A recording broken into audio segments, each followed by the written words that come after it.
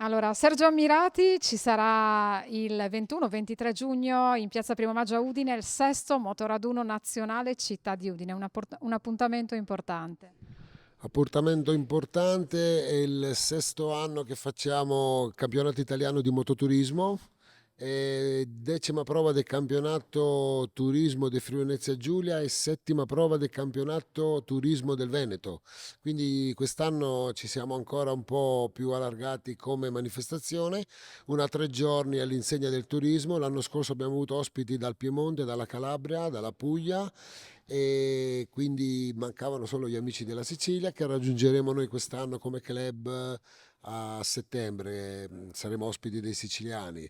Della manifestazione di Udine 21, 22, 23 giugno abbiamo 21 è un venerdì con la classica inaugurazione e accoglieremo tutti gli ospiti che arriveranno da fuori regione. Quest'anno c'è anche possibilità di fare un camping in città in un campo sportivo della città messo a disposizione dal comune di Udine e il 22 c'è un bel giro da 130 km che riscopriremo nuovi posti del Friuli Venezia Giulia.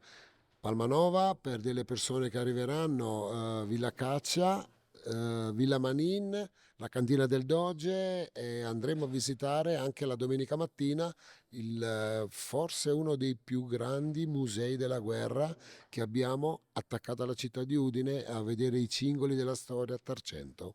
Sport e turismo, quindi. Sport e turismo sì, perché comunque la Federazione Motociclistica Italiana ha promosso il mototurismo come lo sport dei motociclisti e turismo per la nostra regione, come potete vedere col marchio Io sono Friuli Venezia Giulia, siamo partner della regione per il turismo in giro per l'Italia e speriamo presto anche per il mondo.